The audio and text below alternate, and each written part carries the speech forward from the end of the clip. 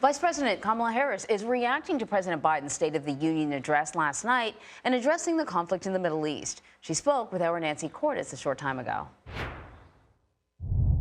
And thanks so much for being with us. I want to start out by asking you about the Middle East. You've been urging the Israelis repeatedly to try to reduce civilian casualties. You've been very outspoken about it. But the president put a number on those casualties last night. He said more than 30,000 Palestinians in Gaza have been killed. Are you losing confidence in Bibi Netanyahu? Well, listen, we've been very open and I think articulate about how we feel about it. First of all, this conflict has to end as soon as possible, and how it does so matters. We need to get the hostages out. We need humanitarian aid to go in. And ultimately, we need a two-state solution. And we have been working every day, frankly, since October 8th toward that end, in addition to all the work that needs to happen now. We have also been clear. Far too many Palestinian civilians, innocent people, have been killed. Israel has to do better on that issue. It needs to allow more aid to get in. And we need this ceasefire over the course of at least 6 weeks to be able to facilitate support getting in for these innocent civilians who so desperately need it. It is a humanitarian catastrophe, as I have said, and it must be addressed. Are the Israelis at risk of losing U.S. aid if this continues? The president said last night there's a come to Jesus meeting coming with Bibi Netanyahu. You know, on this topic, I think it's really important to distinguish in how we are, and there are a lot of feelings I understand about all of this, rightly, based on the horror of what has happened. October 7th, 1,200 people slaughtered, many young people who were just attending a concert. Women were horribly abused and raped, rape being a tool of war. And then you look at what's been happening in terms of the humanitarian crisis in Gaza, which, again, the horrific images that we are seeing come out of there. And I think it's important for us to distinguish, or at least to not conflate, the Israeli government with the Israeli people. Mm-hmm. The Israeli people are entitled to security, as are the Palestinians, in equal measure.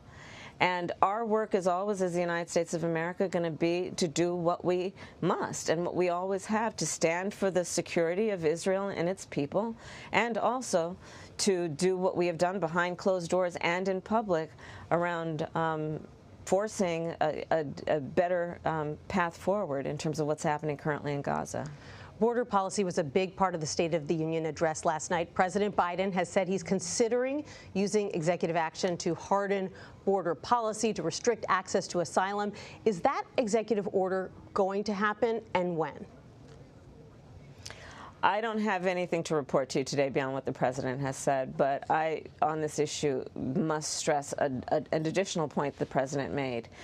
On day one, when we came in as an administration, within hours of our inauguration, we offered a bill that was a comprehensive pathway towards citizenship, and it has been rejected. And then most recently, for months, conservative members of Congress, Republicans, together with liberal members of the Democratic Party, worked around the clock to come up with a bipartisan bill to fix a problem, which is that we know our immigration system is broken. And they came up with this after a lot of hard work, and we were a big part of that. And then what happened? The former president calls the head of the Republican Party in Congress and says, don't put it up for a vote, because he'd prefer to run on a problem instead of fixing it. The United States Congress has in its power the ability to fix this problem, and I believe that the support is there, bipartisan support, if this bill went on the floor for a vote. Put it up for a vote. Have people vote on it, because I do believe the majority of members of Congress do know that there's a solution in hand, and we need to fix a problem that we all know exists. Yesterday, that's what leadership does. Sorry to interrupt. Yesterday, on the same day of the State of the Union, a House committee voted unanimously to force TikTok to divest from its Chinese parent company or face a ban in the U.S. And it's going to go to the full House for a vote. It looks like next week. It looks like it's going to pass. Do you support this move to crack down on TikTok? Well, we have been very clear about our concerns about TikTok, and I can't speak to the legislation itself, but certainly we have concerns about the safety and any national security threats that may be posed by TikTok. Alabama Senator Katie Britt, in her Republican response last night, she said the country is slipping away. She said families are suffering. And she said the president didn't just create this border crisis, he invented it. What did you make of her message? I must confess I did not see it, so I can't speak to it. But the words that you spoke, I'll respond to them as you've presented. And when you look at many presidents of both political parties who said that they were going to fix America's infrastructure, Joe Biden got it done. Right now, you can see shovels in all 50 states working on upgrading our roads and bridges and airports. When you look at a long-standing issue, which is our seniors who have had to choose between filling their prescription for insulin or filling their refrigerator, and now we have capped the cost of insulin at $35 a month for our seniors.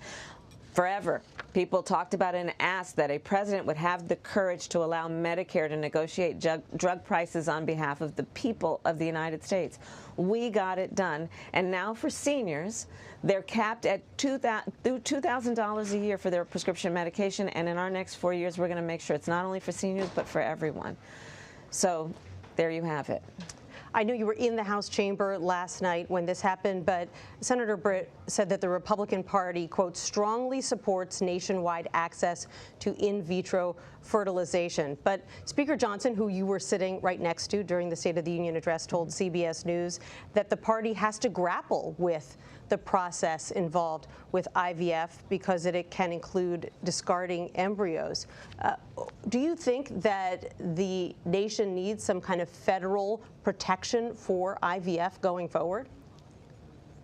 The nation needs for Congress to put up and pass a bill that puts back in place the protections of Roe v. Wade, and Joe Biden will sign it.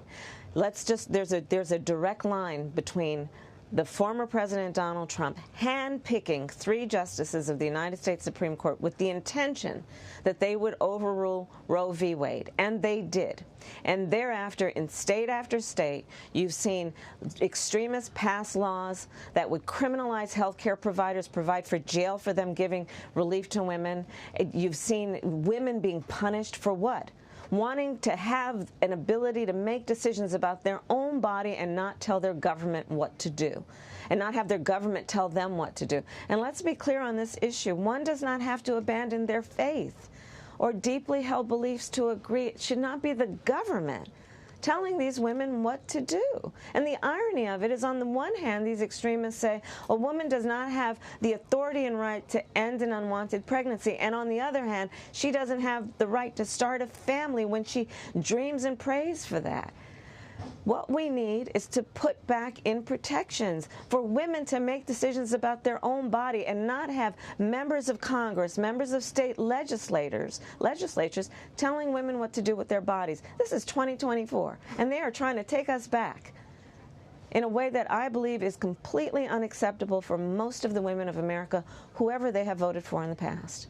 The president did say he would try to codify Roe v. Wade into law if he is reelected in the fall. Vice President Kamala Harris, thanks so much for joining us today. Thank you.